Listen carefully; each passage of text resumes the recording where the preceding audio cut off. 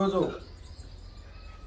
మా 18వ వార్డులో ఇవాళ 100% ఎన్యూమరేషన్ షీట్స్ కంప్లీట్ చేసి సందర్భంగా మా బిఎల్ఓల ముగ్గురిని కవిత, నాగమణి, మాధవిని ఇవాళ నేను మా వార్డు ప్రజలతోటి ఇవాళ సన్మానించడం జరిగింది.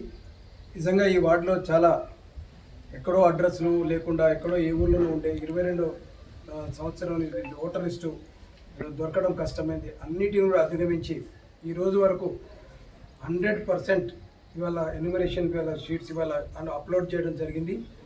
దాదాపు ఒక 10 to 15% ఓట్స్ అంటే చనిపోవడం కానీ, ఓట్ షిఫ్టింగ్ కానీ లేకపోవటం కానీ అటువంటి ఒక 15% ఓట్స్ దొరకలేదు. నిజంగా వీళ్ళ హార్డ్ వర్క్ మేము అభినందిస్తూ ఈరోజు వాళ్ళని సన్మానించడం జరిగింది. ఖచ్చితంగా ఇలాంటి ఈ దేశంలో ఈ ఎన్యూమరేషన్ ఇవాళ ఓటింగ్ కంప్లీట్ కావాలంటే బిఎల్ఓలో ముఖ్య పాత్ర వహిస్తారు కాబట్టి వాళ్ళందరూ కూడా కృతజ్ఞతలు తెలియజేస్తున్నాను. ఇది అలాగే ఓట్ అనేది కూడా చాలా ఇంపార్టెంట్. ప్రతి ఓటు మీరు ఎన్రోల్ చేసుకుంటే ఈ దేశ భవిష్యత్తు కానీ అభివృద్ధి మీద ఉపయోగపడుతుంది. కానీ ఓటు అమ్ముకునేటందుకు మాత్రం మీరు ఎన్రోల్ చేసుకోకూడదు. ఎందుకంటే ఈ దేశంలో అవినీతి అనేది ఎక్కువ ఉన్నది. ఈ ఓటు చేసుకుంటే మాకు ఒక డబ్బులు వస్తాయని ఆలోచన విధానాన్ని బంద్ చేసుకోవాలి.